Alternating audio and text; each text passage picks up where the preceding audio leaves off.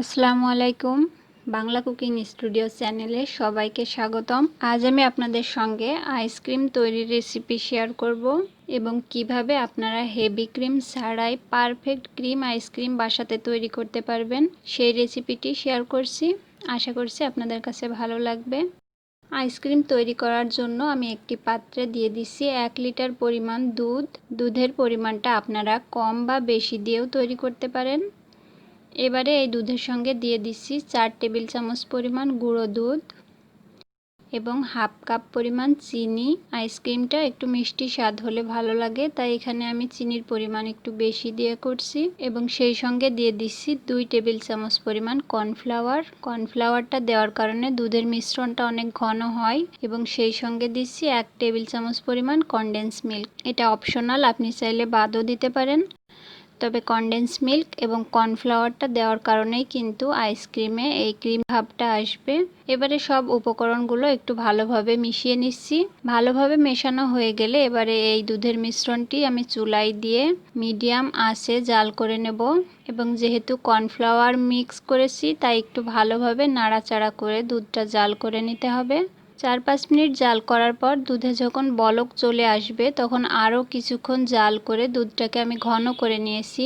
দেখতেই পাচ্ছেন কর্নফ্লাওয়ার ব্যবহার কারণে দুধের মিশ্রণটি যথেষ্ট পরিমাণ ঘন হয়ে গেছে। এবারে আমি এখান থেকে অর্ধেকটা দুধের মিশ্রণ উঠিয়ে নিচ্ছি, কেননা বাকি অর্ধেক দুধে আমি ফুড কালার অ্যাড করব। তো আপনি চাইলে পুরোটা কিন্তু এভাবে সাদাই রাখতে পারেন। বাকি অর্ধেক দুধের সঙ্গে আমি 1 টেবিল চামচ পরিমাণ দিয়ে দিচ্ছি অরেঞ্জ ফুড কালার। এতে করে আইসক্রিমের কালারটা একটু ডিফারেন্ট আসবে, দেখতে অনেক ভালো লাগে এবং বাচ্চারা কিন্তু কালারফুল আইসক্রিমটাই পছন্দ করে। তো আপনি চাইলে এভাবে ফুড কালার অ্যাড করে নিতে পারেন।